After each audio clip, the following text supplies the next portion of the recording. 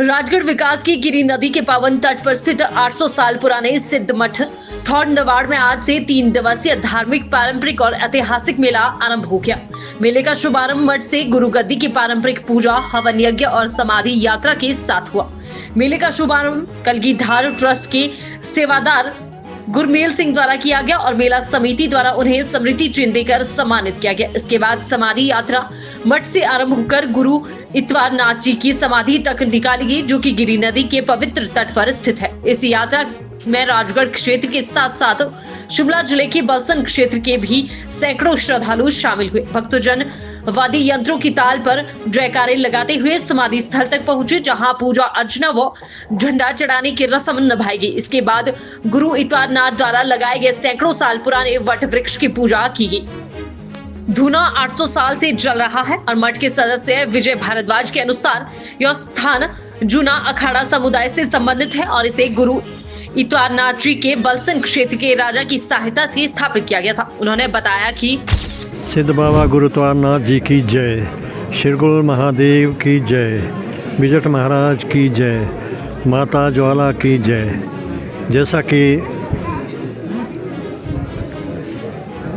कि ये हमारा जो ठौड़ मठ है और यहाँ पर प्रतिवर्ष मेला लगता है, ये बहुत ही पुराना मंदिर है। पुराना यहाँ पर जो है ये आयोजन होता रहता है।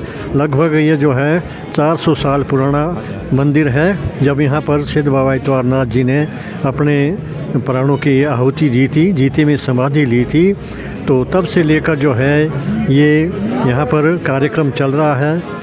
यहाँ जो समाधि ली गई है उसके बारे में ये बताया जाता है कि उन्होंने एक साथ 2 जगह में समाधि ली। यहाँ मठ ठौड़ नीचे गिरी नदी के किनारे, जहाँ अभी यात्रा जाएगी, और बलसन में भी एक ही समय में दो जगह इन्होंने समाधि ली। समाधि के बाद यहाँ से राजा बलसन को खबर देने के लिए आदमी यहाँ से जा रहा था और बलसन से आदमी ठौड़ के लिए आ रहा था कि भाई वहाँ ये बताना कि बाबा जी ने समाधि ले ली। दोनों आदमी जब रास्ते में मिले तो एक दूसरे की बात सुनकर बड़े वो अजीब उनको लगा कि भाई एक जगह एक बार में ही 2 जगह में उन्होंने समाधि ली। तो इस तरह से ये बाबा चमत्कारिक बाबा हुए हैं।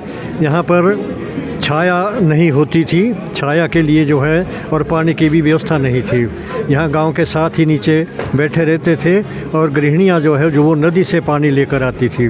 बाबा जी ने उनको कहा कि भाई माई मेरे को भी थोड़ा पानी दे दो। अब माई ने बोला कि बाबा अगर इतना तेरे को सत्य है, तो सत्य बाबा है, तो पानी यहीं पैदा कर।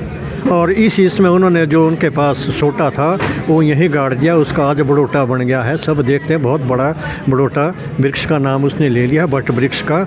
और यहाँ पर अपना चिमटा जो है वो पार को गाड़ दिया और उसमें से जो है नदी की धारा बहने लगी, पानी की धारा बहने लगी, और वो पानी आज भी यहाँ पर जो है चलता हुआ है। और सबसे बड़ी बात यह है कि जब बरसात वगैरह में पानी ज़्यादा हो जाता है तो उसमें मोरू वगैरह के पत्ते भी आते हैं, जो कि यहाँ पर नहीं होता। मोरू तो ऊपर चूड़धार के जंगलों में होता है। तो ये पानी हम ये समझते कि सीधा जो है वो चूड़धार से आ रहा है। तब से लेकर प्रतिवर्ष भैया दूज को यहाँ पर मेला लगता है, जिसमें श्रद्धालु लोग हमारे यहाँ के क्षेत्र के तो होते ही हैं, लेकिन बलसन से भी पूरी रियासत के लोग यहाँ पर आते हैं।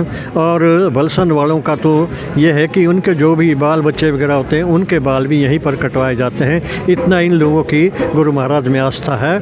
तो इसलिए पहला बच्चा जब होता है तो उसको यहाँ लाया जाता है और उसके बाल यहाँ पर कटवाए जाते हैं। इस तरह से ये पहले थोड़ा हल्के रूप में मेला होता था, लेकिन जब से थोड़ा वित्तीय सहायता मिलती रही, वित्तीय साधन ठीक हुए और नौजवान वगैरह इसमें आगे आए, जो इस समय ये प्रधान जी बैठे हुए, इधर जो है ये सेक्रेटरी बैठे हुए हैं, ऐसे नौजवानों ने इन्होंने उसके बाद यहाँ पर बहुत ज़्यादा डेवलपमेंट की, जिसका उदाहरण ये सामने खड़ा मंदिर है, जो कि एक विशाल मंदिर के रूप में। और अगर मैं ये कहूँ कि ऐसा मंदिर हमारे सिरमौर में ही नहीं है तो इसमें कोई गलत का बात नहीं होगी। तो इस तरह से मंदिर यहाँ पर जो है भव्य बनकर तैयार हुआ। और इस